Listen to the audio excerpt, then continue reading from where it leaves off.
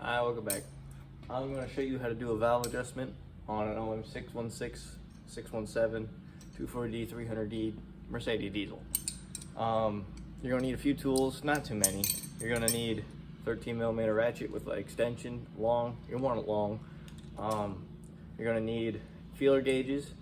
An exhaust feeler gauge is the thicker one at 0.014 inches and then 0.035 millimeters, and then the intake one is 0.004 inches or 0.1 millimeters back.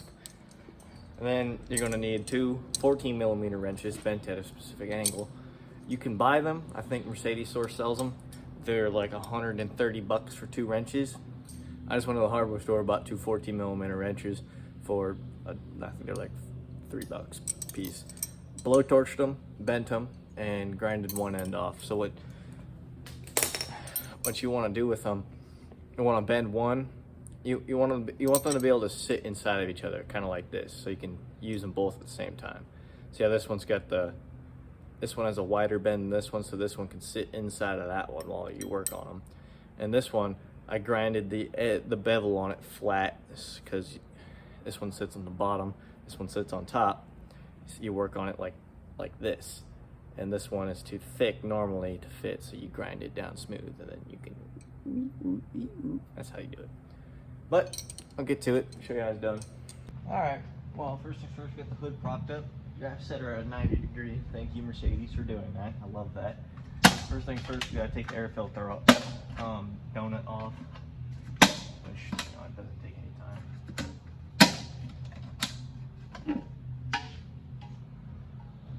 Bram! Gotta love the bram. Yeah, that's just 10mm. There's three 10mm nuts in here that hold this in. Be careful when you take these off. You don't want to twist them too hard or tighten them too hard, because the studs for these bolts are just sitting on rubber bushings and they like to break. Then you have a hell of a time. I just glued mine back together when I broke mine, but because finding one is good luck, is what I have to say to that.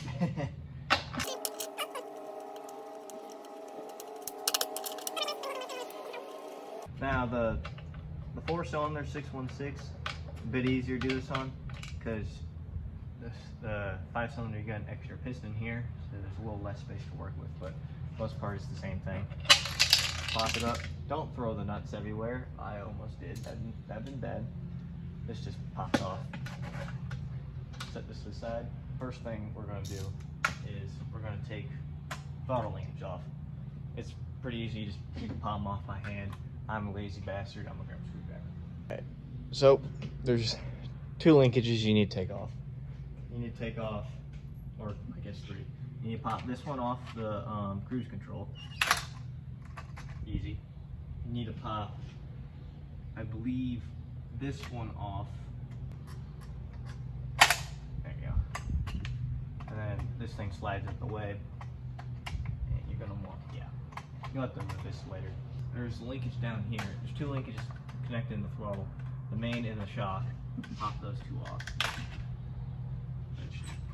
Everything's just floating there, and you pop the shock off. There you go. Now, I should just be floppy and loose, not doing anything. Sweet. Perfecto. And then what you're going to do is, see, I took this little shock off, and then this linkage rod off there. We're going to take the throttle cable off, or linkage off, which is just about 10mm nut. Then you just pop that off. Literally just that nut, and they're done. Alright, got that removed, so now she's banging in there.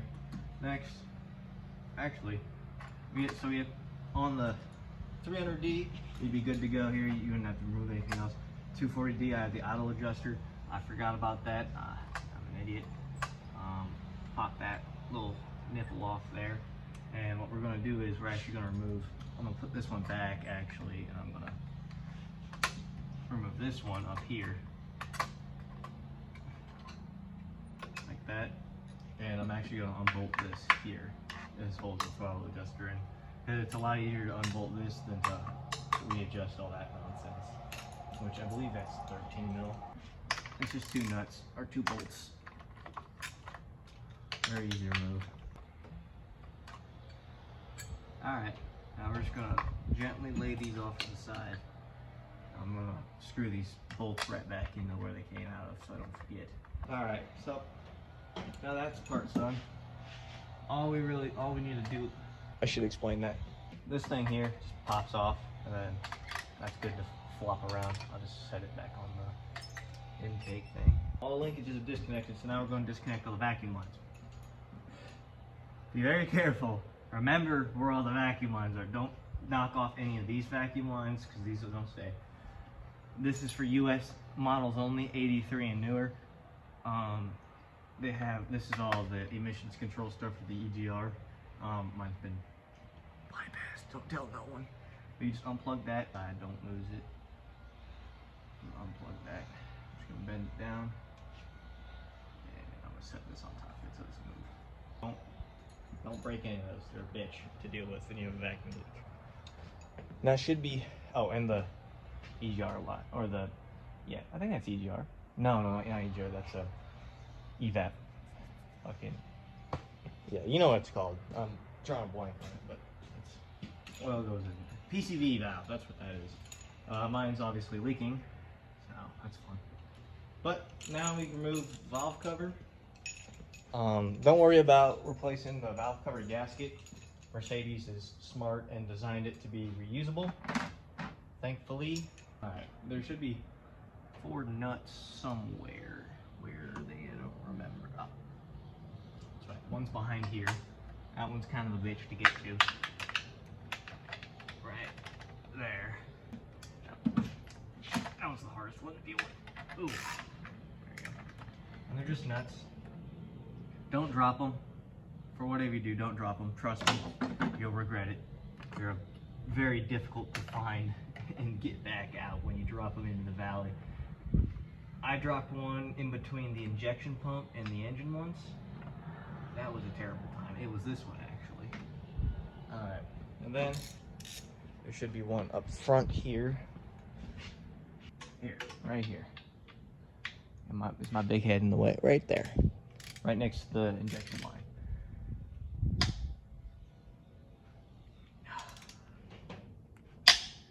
Whew. I have that bitch on tight. Alright, next one. Right here, a little gap. Perfectly fit there. Ooh. Nut number 4 is in this back corner. That one's easy to find. Alright, now you should be able to remove the valve cover completely. Mine's hot as shit because I was just driving the car. Yeah, you just get a little wiggle. Come right up, yeah, nice and easy. Watch out for your fuel injector lines. They can get in the way sometimes.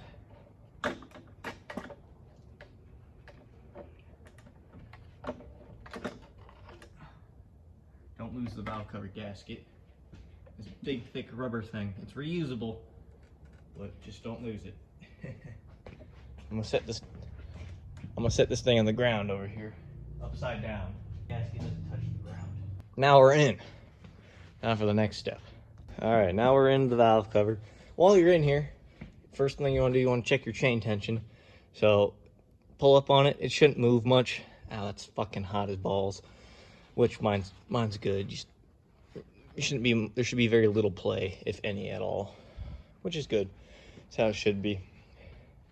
And then all your valves, they're right there. Oh, probably a better view from the other side.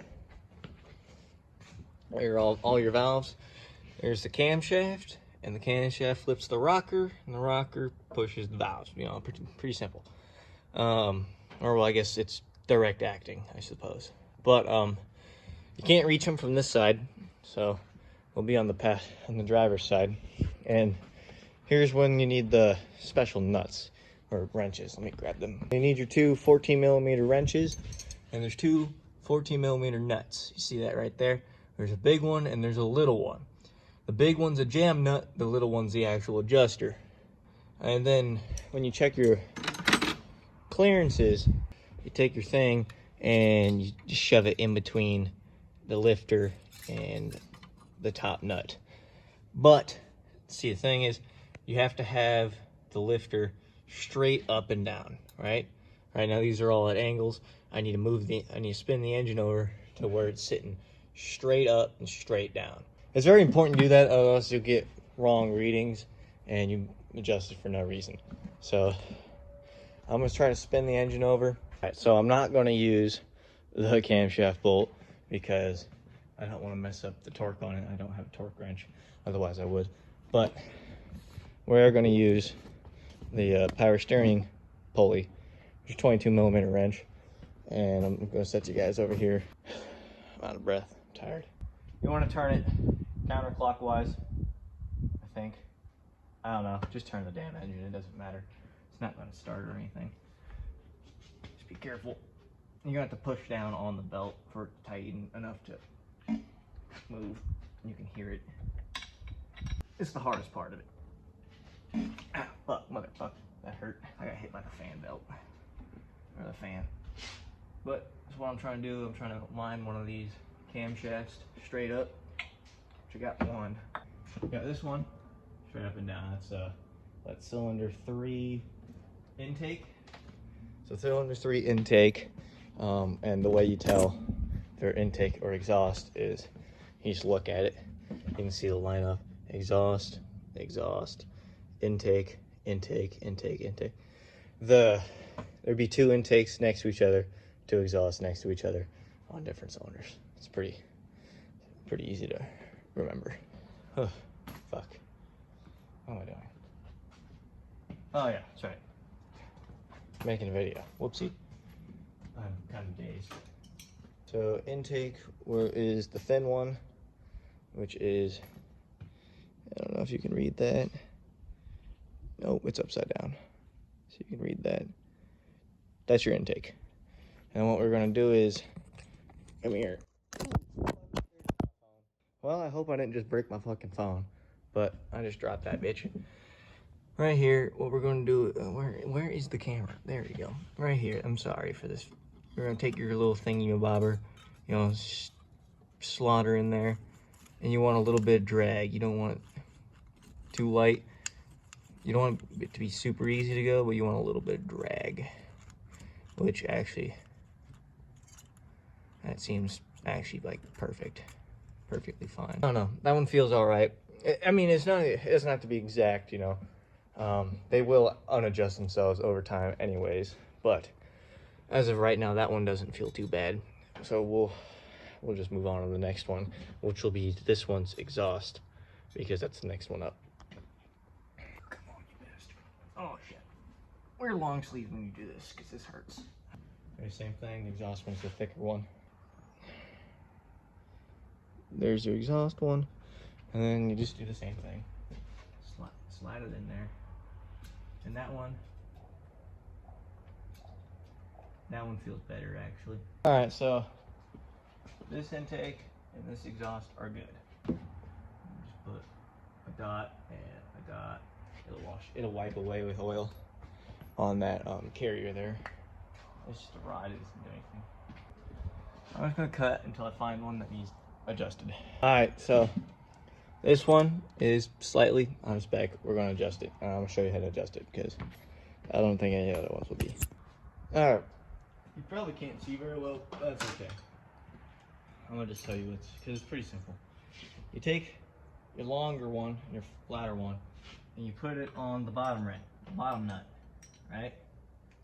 And so if you want to tighten the tolerance, you loosen it. It's lefty. If you want to tighten the tolerance, you tighten it, obviously. And then take a smaller one, put it on the top nut, and that's the jam nut. Jam nut, alright, so what we're doing here is we're loosening. So we're gonna, this is always the hard part. What we're gonna do is we're gonna loosen the top nut right there, just like that. Boom. Then we're gonna loosen the bottom, we're gonna keep the wrench on it. Then we're gonna loosen the bottom nut a little more, and then we're tighten the top nut again, like that. And it's a little dance like that, and you keep doing that dance until she's spent. And there you go. I tightened her too much, so we're gonna have to loosen the tolerance, which means we're tightening the bottom nut. So what we're going to do is we're going to take it like that. Again, grab them, squeeze, loosen the top nut, tighten the bottom nut, and then tighten the top nut. Sometimes you have to do a couple extra rotations. Then we'll check the tolerance. Closer. Do it one more time. I should have her dialed. It takes a lot of trial and error, this process. There we go. That should be good. You get the hang of it. The first few times you do it, it's going to take you like forever just to do one lash. But once you get the hang of it, it's pretty easy. It still takes a while if you don't do it very often, obviously.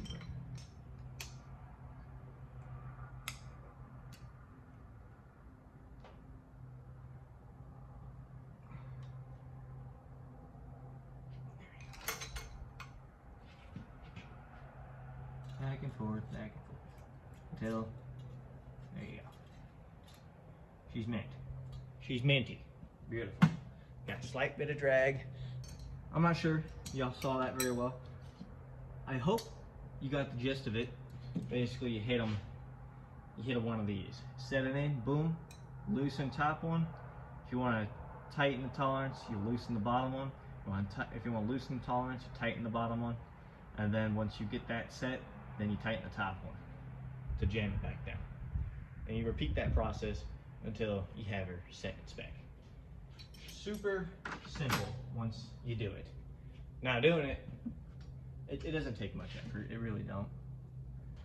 Alright, so now I'm gonna do the rest of these. Now I've shown you how to do it, I'll cut to when I'm done with the rest of them. Right, here's a good example. I got through the rest of them. It's my last one. This exhaust valve is slightly too tight. The clearance is too tight. The feeler gauge won't even go in. And that means the valve isn't closed all the way, which will cause that cylinder to run a little less efficiently than the rest of them. And that makes it harder to start, makes your fuel mileage go down, makes your power, more importantly, makes your power go down. And so we're going to loosen that one up, and then yeah, hopefully we should notice. We probably won't notice much of a difference because it's not that tight, but hopefully we'll see some difference. All right, well, now we're done. I wiped all my paint marks off, so next time I don't get myself confused. The reason you do this is if any of these valves are out of placement, your engine won't run right. You'll have less power, and if yours is really bad, if this one I do often enough, you don't notice it too much when you change them. Like the first time I did it, if yours is so bad it hasn't been done in a while, there's like a noticeable difference. I gained like 6 seconds 0 to 60 after I adjusted these valves for the first time. It's insane how much difference it makes. And when you do it, usually, I believe factory recommend is like, I think it's 30,000 miles, basically every time you change your fuel filter. Personally, and I and a lot of other owners, we change them I adjust it every winter or right before winter. Like right now, it's the last week of fall, which I should have done before. It's really cold right now. But yeah, I do it every winter because if you do it right before the winter, and if you drive your car in the winter, I daily this car. I put like over 10,000 miles on this thing every year. And I drive it in the winter, and it'll get down to negative 17 is the coldest I started this thing in here in Nebraska. And it makes a big difference whether or not your valves are good or not. It starts so much easier if everything's up to spec like it should be. And it's just like, even if it doesn't need, like right now, I only had 1, maybe 2 valves that needed adjustment. The one exhaust valve and then the one intake valve was a little tighter, a little looser than I would like. But other than that, it was pretty much fine because I do it so often. But I will continue to do it either way because it's so good for the engine. It makes it so much easier to start, and your power is much more bueno. Muy bueno. I remember after the first time I adjusted the valves, I had this hill. That's when I was still in school. I go up this hill. I'd have to be in second gear, rev bombing it up this hill just to get up there because it wouldn't do it in third gear. After I adjusted the valves, it put up it in third gear like it was no problem. It's kind of insane the difference it makes when you take care of your car. Now I'm gonna put this all back together. You put it back together the same way you took it apart. It's not rocket science. If you're smart enough to actually do the valve adjustment, you're smart enough to put the damn thing back together. Just remember, remember where your vacuum hoses go. Trust me, you don't want to deal with a vacuum leak, especially if you have an automatic transmission. Your transmission will not work if you have a vacuum leak. Thankfully, I have a manual, so most of this shit doesn't matter, but take care of your vacuum, and good luck. Thank you. I know I said I wasn't going to show you how to put it back here. Quick tip, though, when you're putting your linkages back on, spray them with some WD-40 or PB Blast or something, god damn it. Oh, shit. And then makes it easy so they don't lock up. And if you have trouble getting them on, use a pair of pliers and crank. All right, that's it.